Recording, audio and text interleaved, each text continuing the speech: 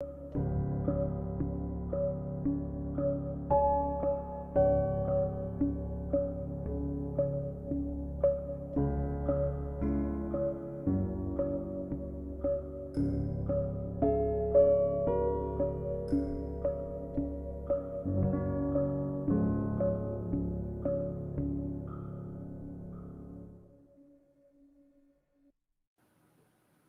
was vibing with that intro music, dude. Mm-hmm. I was felt like I was in an elevator somewhere. uh, and we have returned. We are back with the long delayed week 21 recap show for the Mike Medlin Scratch League. Of course, James, that is Luke, my friend, and number 3 bowler extraordinaire, except for this last week where it was just not your week. But yeah, we are back here. We're now officially past the 2/3, or almost. I think this week gets us to the 2/3 point of the league. So yeah, it's definitely flown by, but it's been a very fun season so far. So I guess for me, this is kind of when I start reflecting back on kind of the story of the season as a whole, and kind of thinking about what I'd like to stuff to work on for over the summer, and kind of what went well, what didn't, and this, I think for both of us, is kind of when we start looking at what the rest of the league is doing from a draft strategy, and just kind of start thinking about who we might be interested in picking up on our team for next year. Mm-hmm. So, yeah, it's been a fun ride though. It's had its ups and it's had its downs, but thankfully the ups have largely outnumbered the downs, so it could be a whole lot worse than it is. So, unfortunately, I will say Jesse has not been feeling well the last few days, I believe, so he has not gotten league secretary updated. Okay. I did write down our scores, so that's why we have this sketchy looking recap. So I guess for you, it was just kind of a long couple of weeks leading into week 21, which is 2 weeks ago, and it was just kind of a blah night for you more than anything else. I felt like. Yeah, I wasn't throwing it that great to begin with, and then I was kind of low energy and had a bunch of stuff going on, and the kids were in town, and then I didn't realize that Brunswick was going to send me a couple cases worth of stuff, and so I had that going too. And Angels, I think that was the week that Angel's car was in the shop too. Yeah, because they were idiots. So yeah, it was just kind of a life comes at you fast. It was one of those type of moments. I feel like almost. Yeah, so it was just an unfortunately rough night for several different reasons, but yeah, I mean, it happens, and I mean, if a really rough night is still, like you never like. Obviously, it wasn't a great night score wise, but you didn't shoot us in the foot. Like we still had a legit shot at getting set off of them. So even with an absence score on their side, so I mean, it could have been a whole lot worse than it was. But it is what it is. Jaden was so close to getting 3 or 4 off of Matt, and just I think she chopped us. She's like split 7-2 game 1 to tie. And then game 2, I think she big forward to lose by a pin or something along those lines. Or I might have gotten the sequences backwards, but it was like so close to being so much more points wise for her than what it was. Noah, I felt like actually bowled better than the 640 he had. And then what was the story? Oh yeah, I just threw it really bad game 1, and then kind of was like, okay, I'm gonna make Mike earn series at that point, because he obviously had a great game 1 and a great night of bowling overall. 740 is a solid night. I don't care what you're bowling on.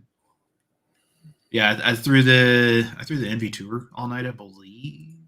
I think maybe that sounds right. And yikes.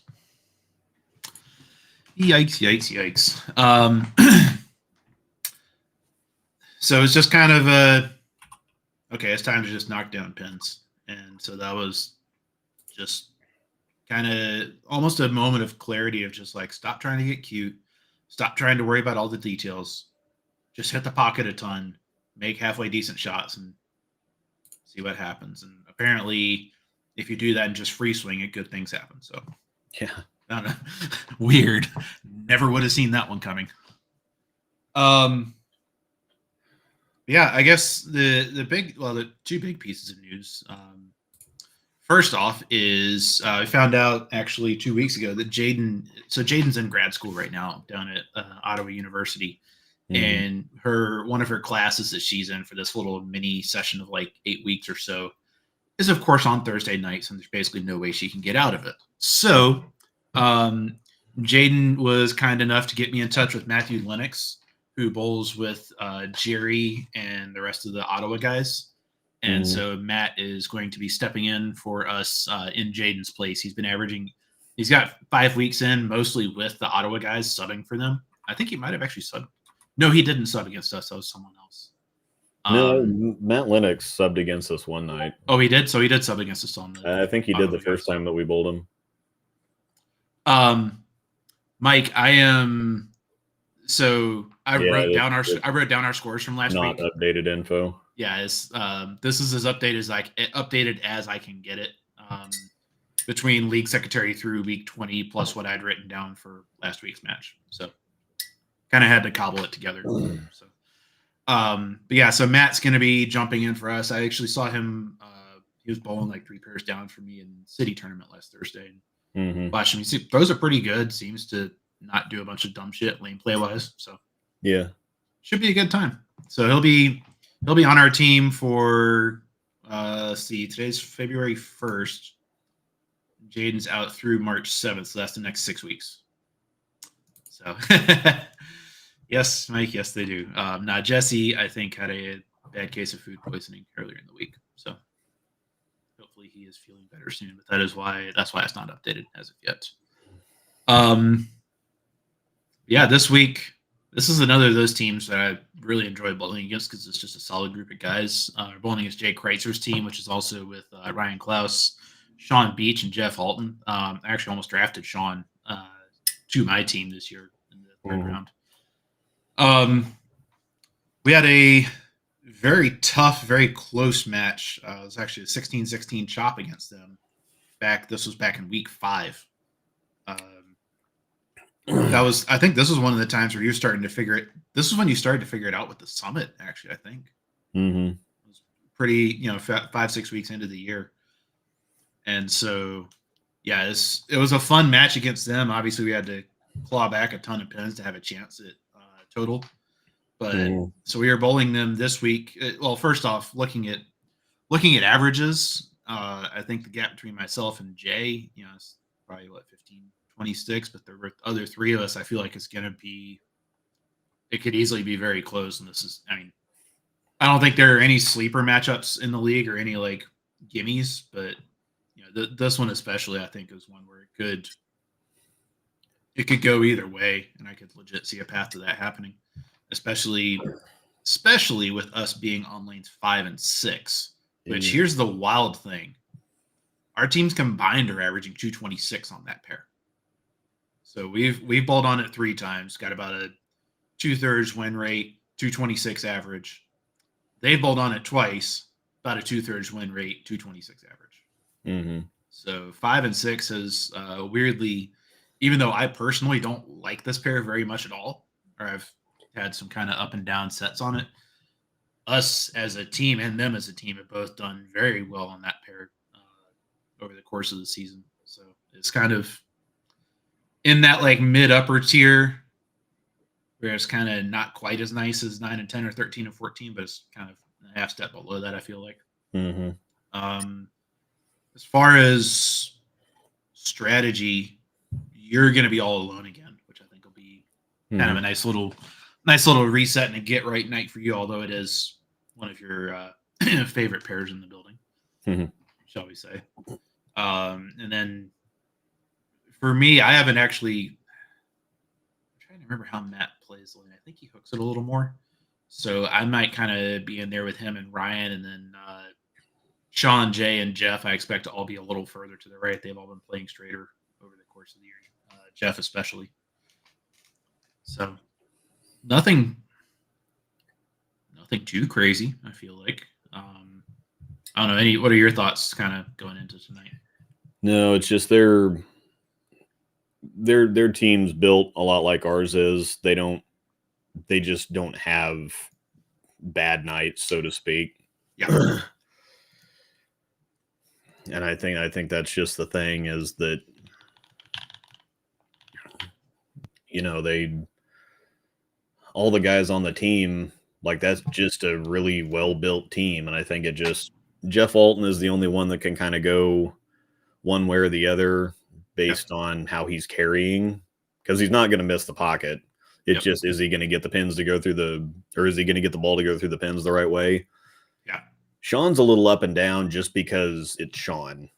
You know, sometimes you never know which Sean you're going to get walking in the door, and that contributes to which Sean you're going to get, throwing the ball.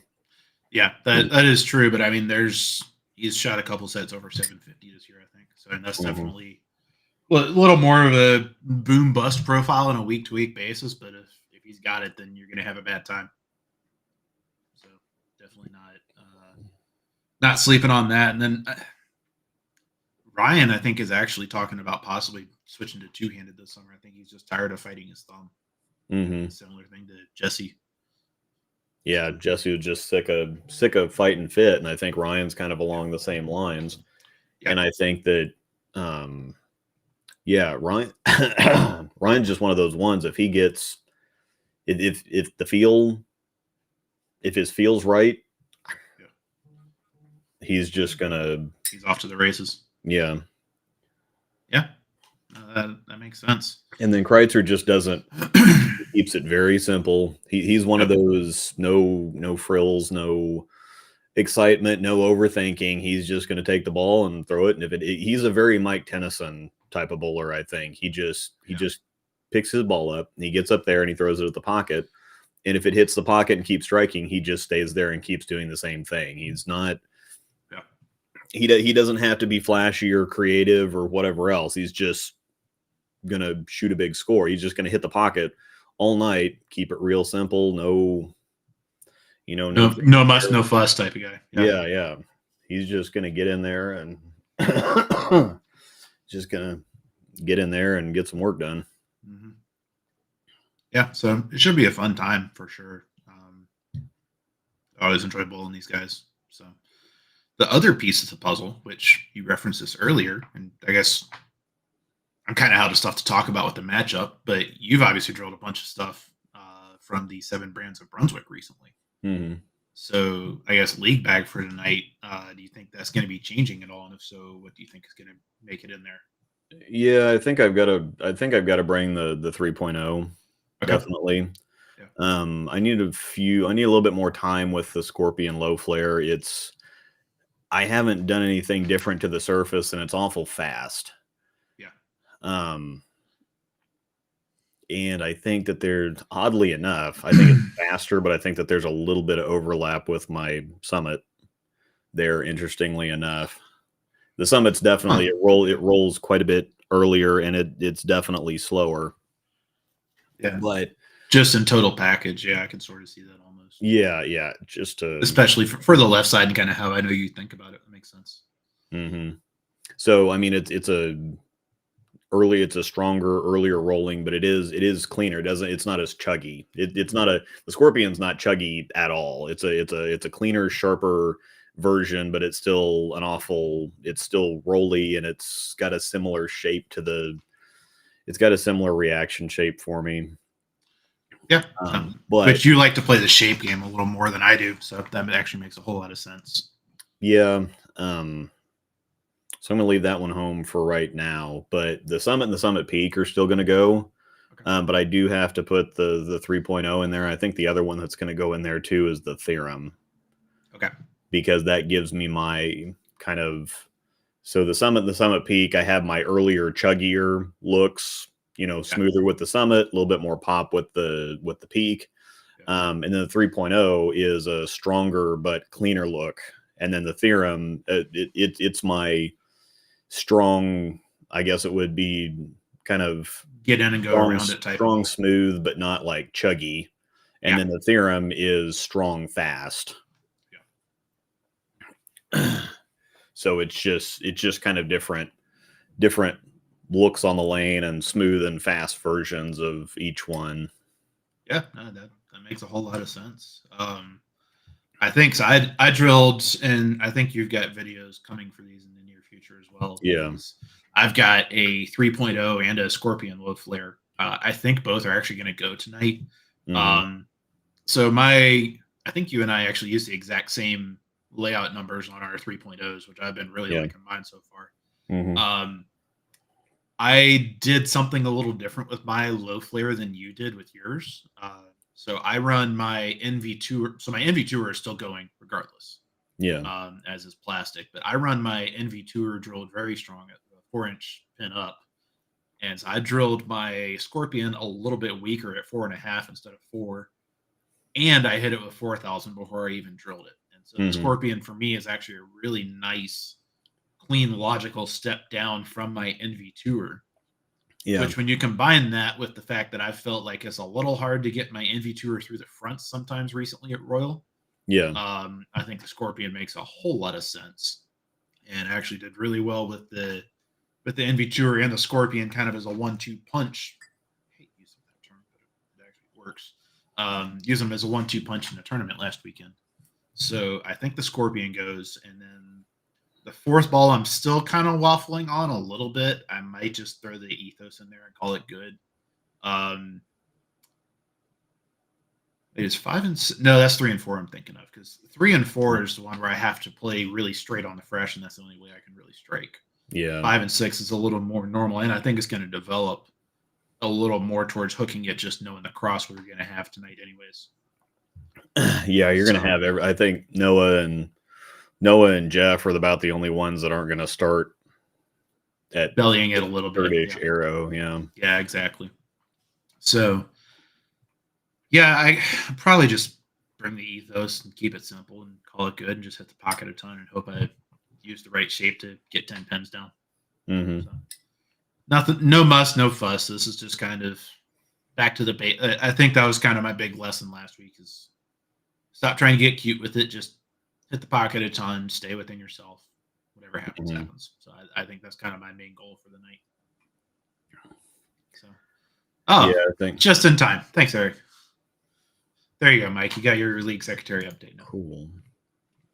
Just in the nick of time. Might have to delay this to 2:00 next week. Well, yeah.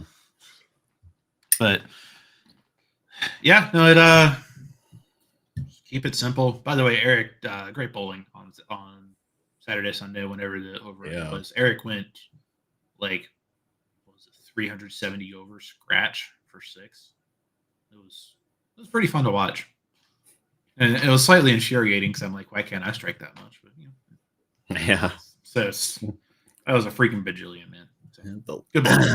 The left is walled, as always, except when it's not. Yeah, that is very much the truth. So, yeah, I don't really have a whole lot else to talk about unless there's something. No, I don't think so. I think this is going to be this is going to be fairly straightforward, and I think we've got to put up some big games tonight. Yep. Yeah, this is definitely a bring the big boy pants type of day for us.